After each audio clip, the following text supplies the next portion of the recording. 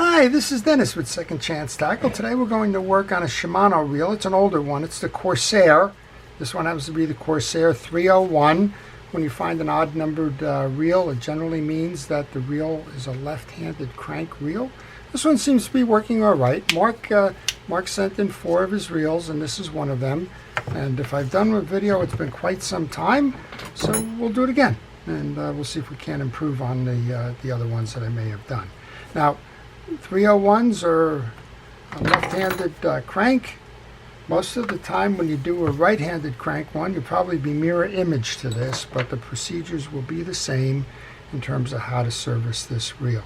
So we'll get started by taking off the exterior pieces.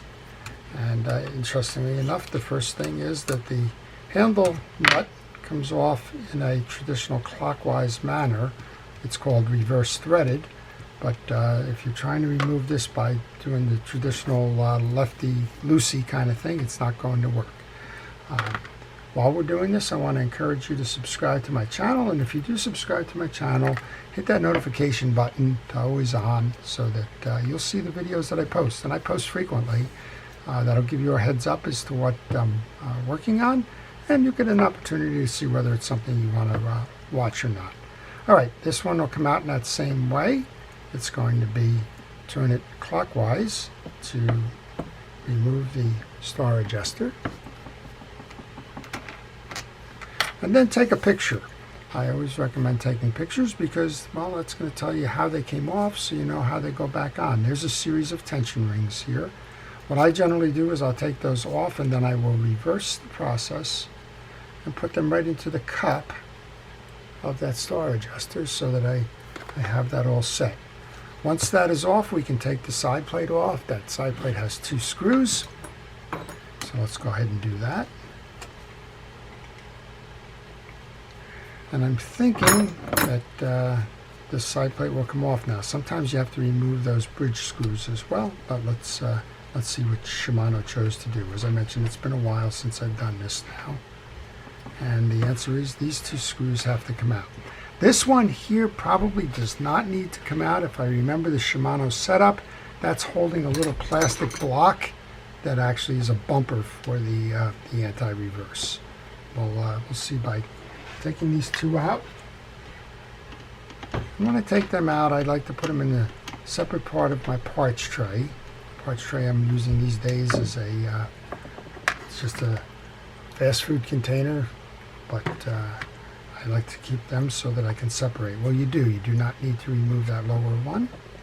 And make sure these get backed out all the way, and then we can take off that.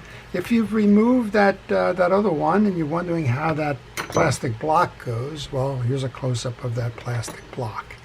You can see the kind of angular towards the top, tip pointing up, just as a reference point to your anti-reverse clutch, and the bottom set there. Again, you don't need to remove that. I've learned that from experience by, of course, removing it. And then kind of shrugging my shoulders as to which way that goes. Well, I think we have a bearing in there. I'm just going to put a little bit of oil on there and we'll get over to the other side. And this is kind of what I've noted with this reel is it's kind of slow turning. So we'll get that all cleaned up there. This anti-reverse clutch does not get oil. It simply gets cleaned. I use a cotton swab to do that. Now I'll just put that side plate off to the side there. All right, this whole thing should lift off now. There we go. And I think one of the issues it seems that we have is that spool shaft is just being a little deliberate there. How's that for kind of it? Before I go any further, I am going to pull these 2 springs from the yoke assembly. You'll notice we have flat bars coming out of there. I don't like to pull anything where there's jeopardy of that spring going. All right, and then as you noticed, we just had a little slide out of the spool, which is great. This spool has a plastic bushing. That plastic bushing could get upgraded to a bearing if you wanted to do that. If you do, you need 3 measurements on that bearing. You need to measure the outside diameter, which is between my prongs, the inside diameter, which is again between my prongs here, and the height of it, this way, front to back, and that's usually done in millimeters, and that could be upgraded with that bearing if you choose to do that. This one's a little sloppy. That's what happens with plastic bushings. They do get a little sloppy over time. On the back we have 4 spool brakes, so we do not have a magnetic brake. We have these centrifugal brakes, and these are all set in, which means that there's really no braking going on. You could adjust if you need to slow the speed of the spool down a little bit, take 2 out and make them opposites. If you need to slow it down a lot, bring all 4 out. All right, we're going to put that off to the side now. And we've got 2 things going here. We've got some older grease here that's dried. I think that's, if I was to say what my first impressions was dried grease. It's running a little slow. So you want to move that as much as you can, or remove that as much as you can. Get it all cleaned up. And again, I find cotton swabs do a good service there. And on the back here, you don't need to do anything other than to oil that bearing there. If it was dirty, and there's no dirt in there, but if it was dirty, you could go ahead and pull these 2 screws right here, pull those out, and that will remove the side plate. But again, there's no reason to do that at this point. We have a worm gear drive that's from the drive side, and we also have the most annoying end cap in production, and it looks like this one has suffered a little bit. I always caution against this. This worm cap has a series of line guide cap has a series of these little things, almost looks like the top of a chess rook player, and as I move this gear back and forth, well, 3 or 4 or 5 of them have broken off. Normally I would remove this to oil the pawl. I'm not going to do that for risk that more of these are going to break off. If more of those break off, well, you're in trouble, because you can't get the cap, and you won't have the pressure to drive it. So what I will do instead, kind of a cheater version of this, I'm going to take oil, I'm going to just lock it in there and let gravity do its work in pulling down to the pawl. Now if that assembly was really dirty, and it's not, but if it was really dirty, yeah, you would take the risk there, but sometimes it's just a risk-reward thing. In this case, the reward is not worth the risk. This one's moving fine, so we're going to leave it as it is. I like to reinstall the spool as soon as I can. It just gets another part off my bench. I'm going to take a little brush with some light grease on it.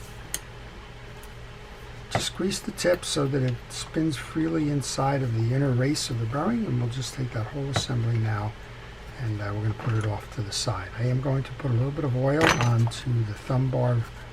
That's the bail trip mechanism. Slide it back and forth. Somebody used grease on this one. I don't like grease for the same reason that we just saw.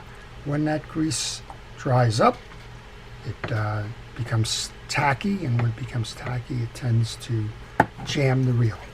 Alright, let's go over to the gear side now. We'll take care of this service. Here's a picture of the gear side in case you have one of these off and you're just kind of taking a look at the video because you popped this spring perhaps, or something else. Notice that the spring is attached to that metal post on the top, and that the lower hook of the spring belongs in this yoke assembly. I'm going to pull the whole gear shaft off now. We're going to take the collar off, the spacing collar, and we're going to take the main gear and components off. And I am uncertain whether we have a bearing back here or a bushing. It looks like a bushing, so I'm just going to go ahead and get that bushing set up with the oil. When you pull this gear stack off, make sure you take a picture. That's going to be your reference point for how this comes back together. Well, we have that same issue going on here relative to the dirt. So I guess I will get bold and I will remove the spring so that we can clean that up. While I'm doing that, if you have a question along the way, maybe you're working on a reel or something, and you're unsure of what the next steps are, perhaps maybe you got out of sorts, maybe you just don't know how to remove a piece apart, leave it in the comment section. I'll try to do that for you. That's your spring. Take a picture. Put that in there. You notice I grabbed it with the pliers. Those things tend to shoot, and if they shoot, well, sometimes it's quite the search. Probably didn't have to do that because I think I can remove, yeah, I can remove the yoke this way. All right, well, those of you that have removed that spring now know how to take it out. There's no real reason, I guess, to move that carrier there. But if you did need to remove the carrier, and this is a general service, this isn't a, I don't know, complete take apart kind of thing, but take these two screws out and this plastic piece will come out. There's a post that's holding the rebound, if you will, from the trip lever. And, well, if you need to take that out, go ahead and do that. Just take a picture before you do. And we're just going to clean up the rest of this inside. Again, I find that the cotton swabs are about the most versatile. I've had a lot of luck with them. And the cotton tends to hold, but you do need to watch every now and then, just because if you don't pay attention, the cotton fibers may come loose, and if they come loose, well, you got another issue there, right? All right, I'm just going to reinstall that spring. It's going to go on the same way it came off. I'm going to grab it with the pliers. I'm going to compress it, holding it so that it doesn't shoot, and locking it over the top of that stud, just like that. All right, let's get to the other part of this dirt here. When you take that pinion gear out, you're going to notice that there's a cross in the slotted section here. That faces the spool. Those crosses are what's going to enable the spool to be grabbed when you go to insert it. And we want to check the teeth on the drive of the pinion gear, and we want to make sure it's all clean. So I'm just going to take a metal brush, demonstration purposes, because this one's pretty clean, and just go through there. When you go to the other side, then you're going to notice that this part has ramps on it. So the ramps are actually located here. Those ramps are going to face the front of the reel, or the spool side. So it's going to come in like this. So you want to take some grease, grease the little indentation where it's going to ride. Look for those ramps. The spool gear or pinion gear is going to sit with the crosses forward, and then you can grease the teeth that are going to interface with the main gear. That faces down, so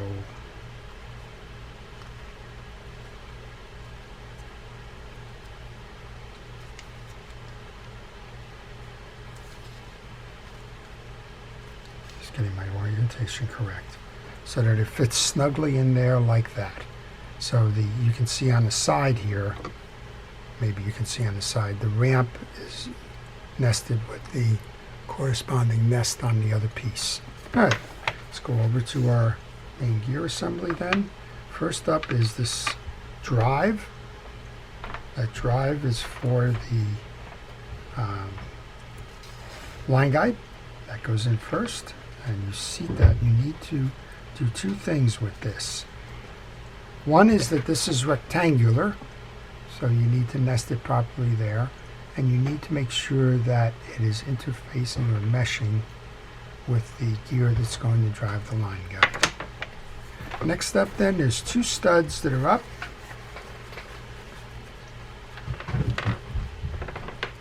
This is the one that's going to release for the free spool. So line that up, and then find the two studs by turning the reel,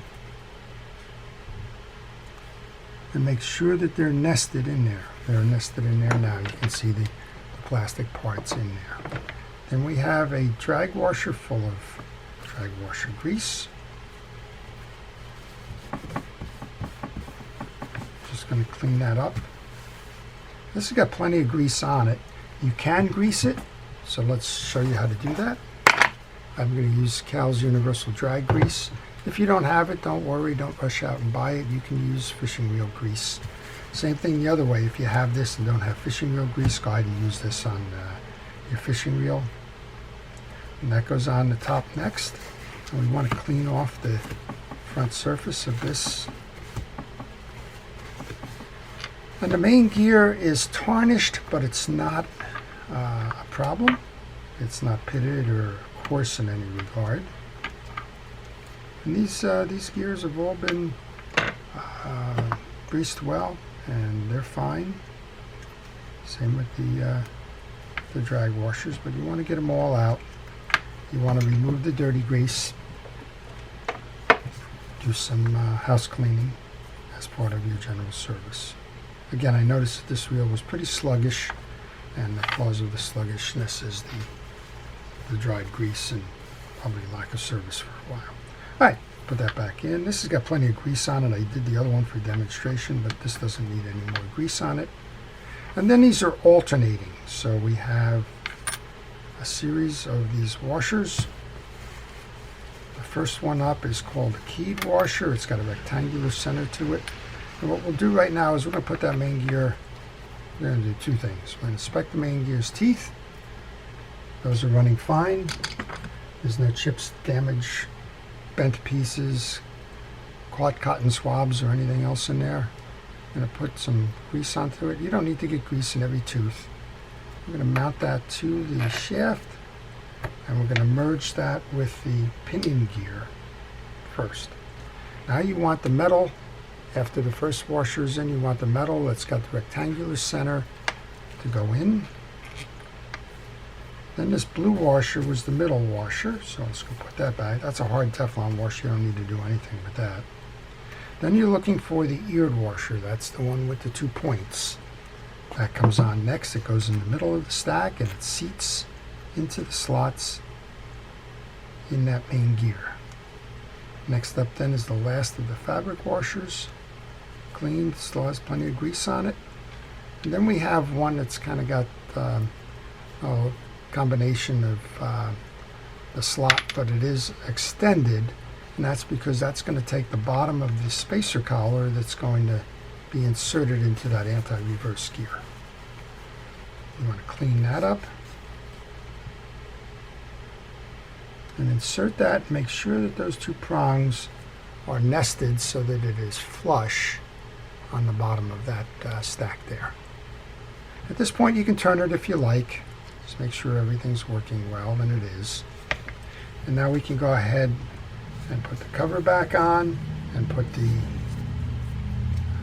reel back together, and we'll see how it performs.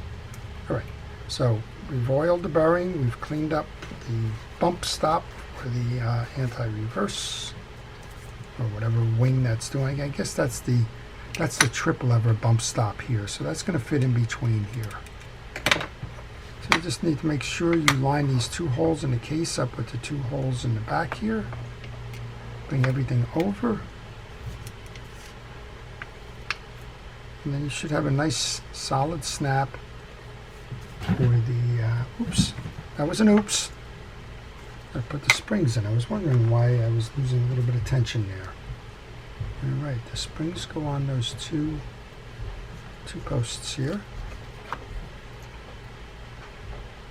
They're easy to have fall off, and also pretty easy to forget. That's why the parts tray treats me so well. All right, we're going to try this again then. Line this up. Press down on the case so that you have a nice firm fit for the screw holes. Go grab those screw holes. Get the screws and then tighten them down. One on each side.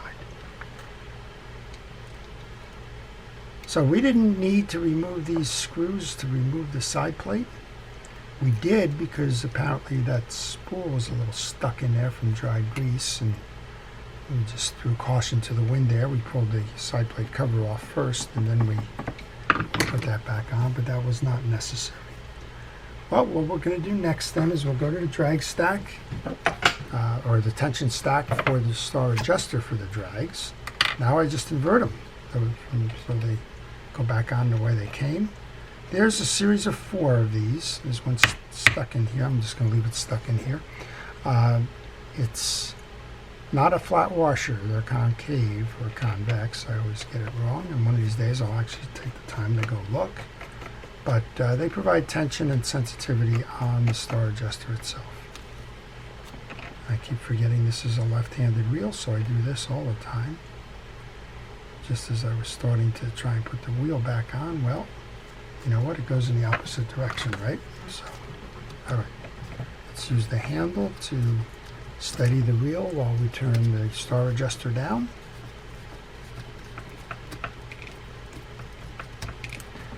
So if you're like Matt, if you have a reel that needs some service and you're not up for doing it yourself,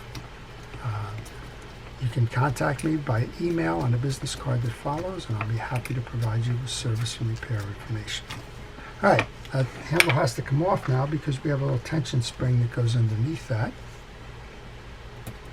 Then you can go install the handle and the handle nut. Remember, this is going to go back on counterclockwise now. Make sure that it's going on square when you do that. I just did an Abu reel and it was cross stripped. There you go. That's all better now. This is a 10mm nut. So you can bring that down, make sure it's tight. Make sure you have your drag tightened down when you're putting this handle nut on so that you don't trap the star adjuster and then have some issues later trying to adjust out of it, then have a loose handle. All right, this happens that I got lucky here and that touch hole lined up. When we go to set this now, there is a trip mechanism lever right here. You want to pull that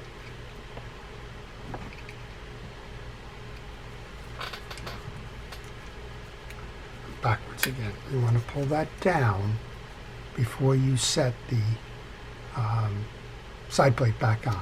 You pull that down and you pull the thumb bar release up, and that will make sure that you have your free spool button mounted properly. All right, we're going to go ahead and take our side plate, mount that on. These are thumb screws for the most part, so do as much of it as you can with your fingers. If you find it easier, if you find that the exterior parts are getting in the way, you can mount this before you do the handle and that. I just have a preference for doing it outside.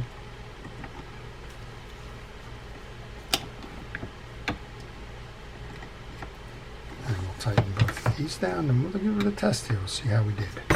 All right, this is the Corsair CS301. Let's give it a ride. Oh, it's a lot smoother than it was. Now, if you want to make it go even faster, you can release the tension on that side adjuster, and this thing will spin, right? Beautiful. You can see how nice it'll shoot. Let's make sure that the free spool release works. It's free spool now. One of the things I like about the reel is this is a line guide and worm gear that's driven from the drive side. So when you free spool, the line guide does not move during casting. Well, that's all good if you do what I've done here and have the line guide in the middle of the bar when you set to cast. If you have it to one side, say over here, well, when you're casting, it's pulling line from all the way on this side of the spool, and that's going to degrade the distance of your cast because it's going to have to travel here to travel back out. So when you go to cast one of these reels, bring it over to the center first, then release some free spool, and then you have the best chance of having the longest cast with the reel. So that's it. That's your Corsair 301. It's ready to go fishing again. Just to Test the drags. Yep, drags are doing fine. Yep, doing fine. Test the free spool one more time.